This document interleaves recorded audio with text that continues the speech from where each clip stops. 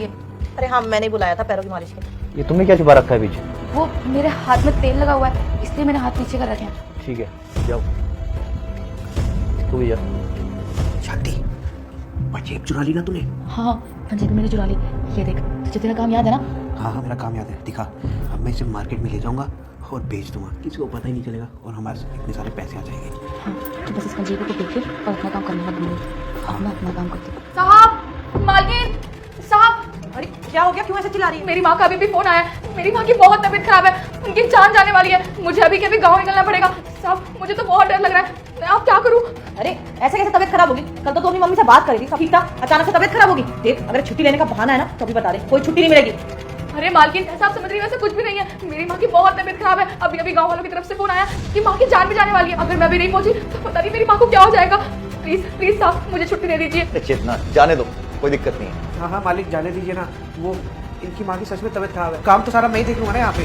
हाँ चेतना, इसे जाने देते हैं। अरे मैडी, ऐसे कैसे जाने दूं? मेरे पर्सनल काम होते हैं, ये थोड़ी कर सकता है, यही करेगी ना। अरे चेतना, तुम एडजस्ट कर लेना ना, कोई दिक्कत नहीं है। ठीक है, तुम चली जाओ, लेकिन एक काम करते जाना। क्या साहब? अरे वो पाजेबी चुराई है ना, वो देके जाना। हम अभी कैसी बातें कर रहे हैं? भला हम मालकिन की पंजेबी क्यों चुराने लगे? हमने कोई पंजेबी नहीं चुराई है। अपनी बकवास बंद करो, मैंने अपनी आंखों से देखा है। चेतना, तुम्हारी पाजेब चुराई है ना। जब सुनने गई थी तो मैंने पास पहन रखी थी, तो तूने चुराई है। बिल्कुल सही बोल रहे हैं। हाँ, इसने चोरी की है और इसके साथ मिलकर चोरी की है। मैं बताता हूँ, मैंने अपनी आंखों से देखा। तुम्हें खाटू श्याम जी की कसम, आज अगर इग्नोर कर दिया जीवन भर दुखी रहोगे। अगर इस वीडियो को शेयर कर दिया तुम्हारी हर मनोकामना पूरी होगी। अगर यकीन नहीं है तो खुद शेयर करके देखो। जय जय श्री श्याम।